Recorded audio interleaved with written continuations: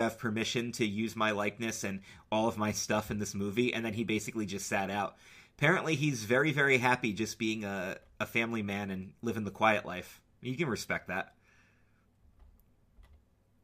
I definitely respect that. Good for him. But it's really cool that they were so involved. Oh, and that 20th Century Fanfare, that was the real Brian May and Roger Taylor performing the rock arrangement. So, a little bit of trivia there. So yes, if you have not seen this Freddie Mercury / Queen biopicture, I highly recommend it.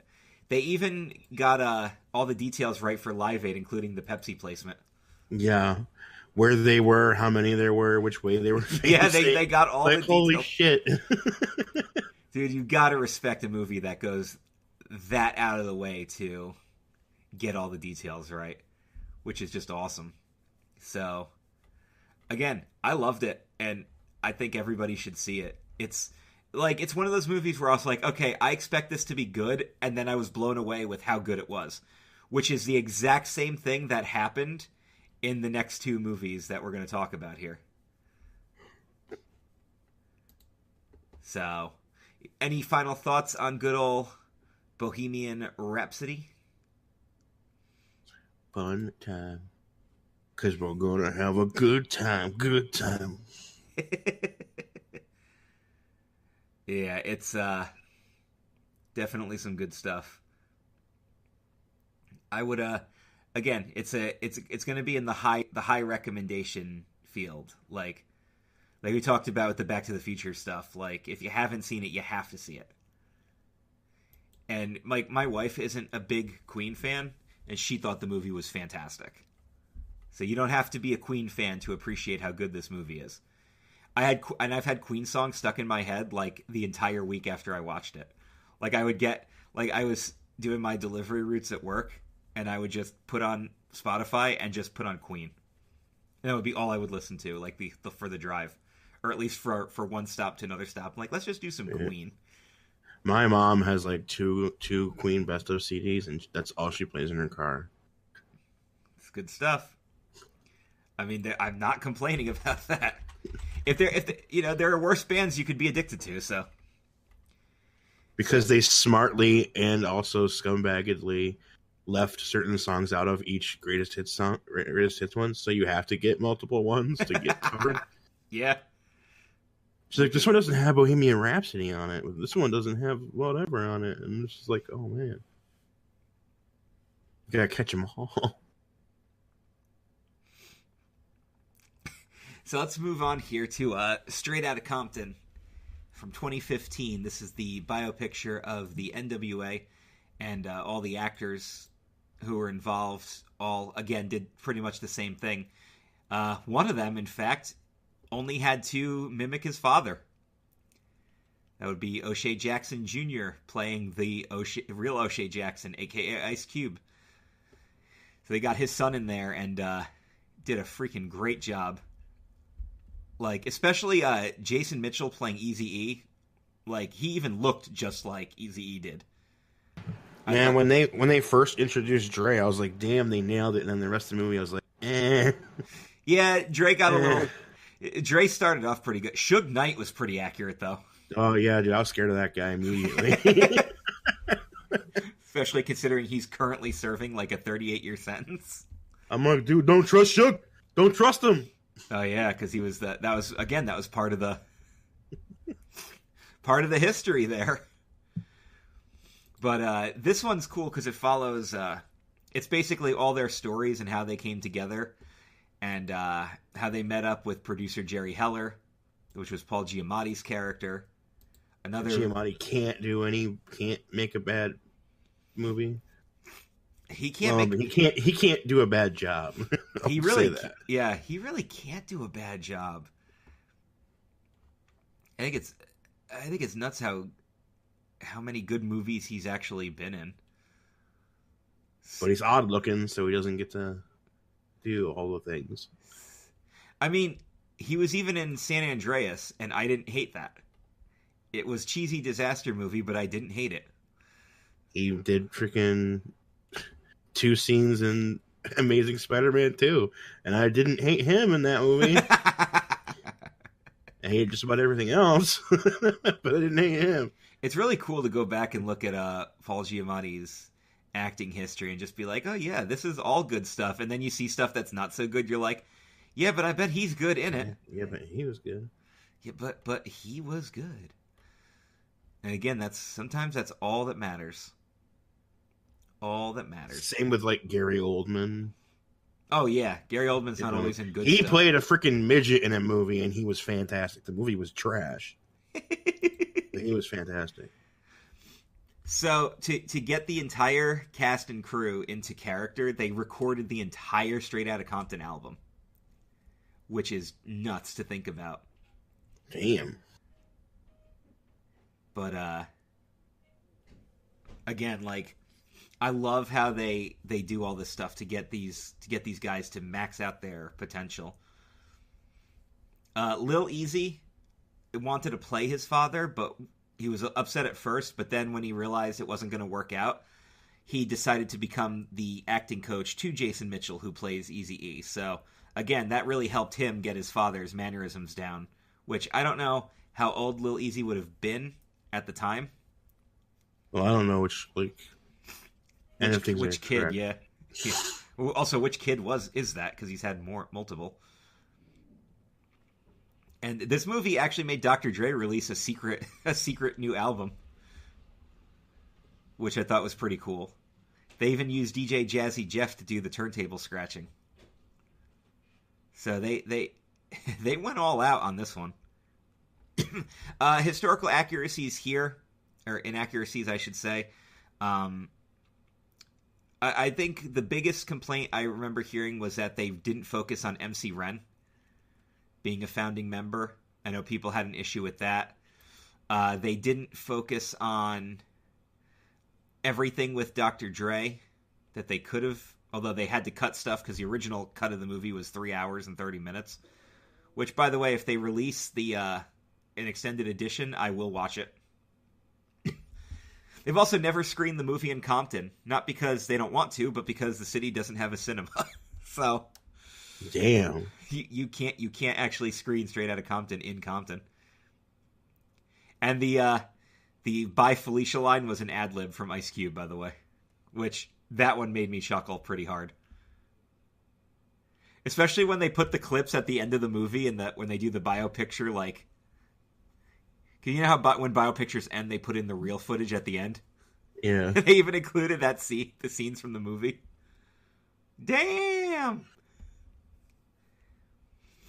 But, it's all the focus of how the group founded, all the problems they went through, how they broke up, and how people went on their separate way. Then how a dirty Jew fucked them over. They were releasing diss tracks on each other. And, I'm not a big hip-hop fan, but I do love the NWA and I like their work. Like that's a rap album I will listen to over and over again. And this was a big so it was really cool to not just see all how these songs came to fruition, but to hear them in the movie and, bop your head to them and then realize exactly how white you are. Cuz, Yo, Chris, I got something to say. Oh, fuck the police. Fuck the police. Fuck. And that all that stuff actually happened too, like how the police would storm on stage and just attack them, or just put them on the ground and search them just because they were black and they looked like gang members. And that's that freaking the racist black cop. It is a real thing too. It's a very real thing.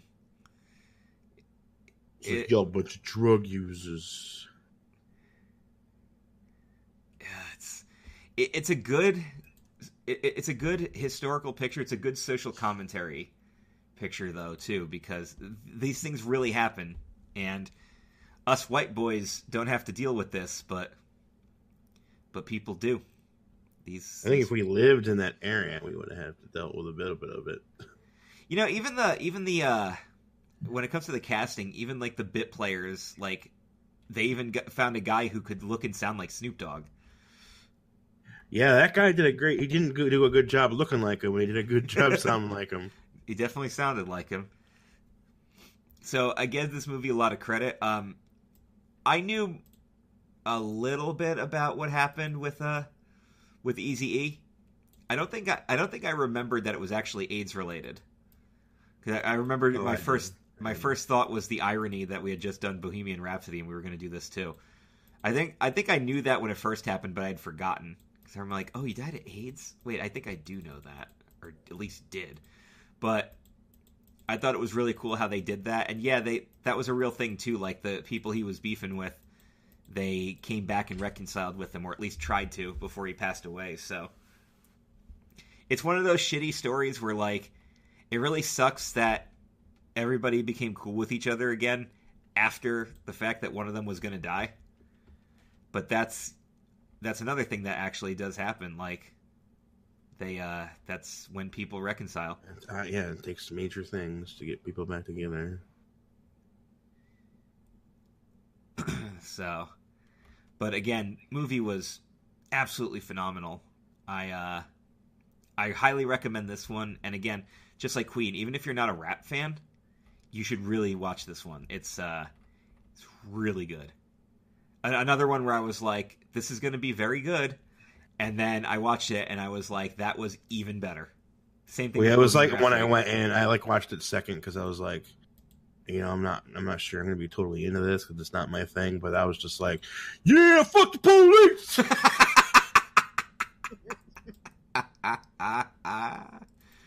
Yeah, I know what it's like living on the streets.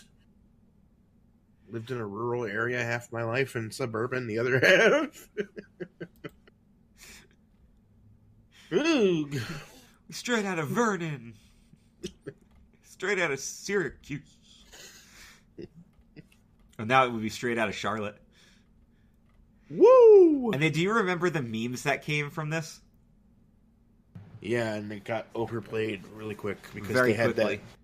They like made a site where you could fill in what you're straight out of, and you could put a background picture.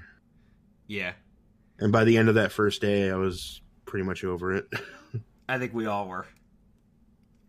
Every now and again, now it's at that point where, like, because it's not the thing anymore, when I see one again, I'm like, oh yeah, that was funny. So, enough time has passed, but It's been nearly 4 years now, right? So yeah, but the overkill did get a little ridiculous at first. But yeah, again, watch this one. And that takes us to Lil Ray Ray. why'd you do that to Lil Ray Ray? Ray. 2004, so it had been a really long time since this came out, comparatively speaking. And I hadn't seen it before, and that was another one. I'm like, this is going to be really good. And then you watch it, and you're like, that was even better. It was the same. It was the same thing. I was still like, Jamie Foxx. I was like, no, they got him to look like him and everything. He even wore prosthetics, so he would actually be blind for his scenes. So, like, damn, son. He wasn't acting, moving his head around. He literally couldn't see. That's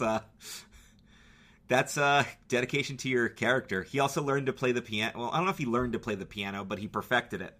So he could do all the piano scenes are actually him, which is just crazy to think about. Cool thing is, though, that Ray Charles did get to... I can't say he saw the first cut of the film. Well, damn. But he sat through it. The first edit of the film he did actually get to experience before he passed away, which is pretty cool. Oh, he had hepatitis, but he died of liver failure, so I was wrong on that one. My bad. I got the trivia page up now, so my bad. But Jamie Foxx also learned Braille, learned piano, and experienced blindness. Like, this, he deserved the Oscar. He absolutely deserved it. Same way Malik became Freddie. Mercury. Malik. Like, it's nuts to think about. This is, again, it's really cool because, like, I've always wondered what it would be like to actually be an actor. Because I enjoy acting, but I don't have the range that a lot of these people have without actually taking these classes. Well, how method would you be? Yeah, I would. Exactly. enough mean, to blind yourself.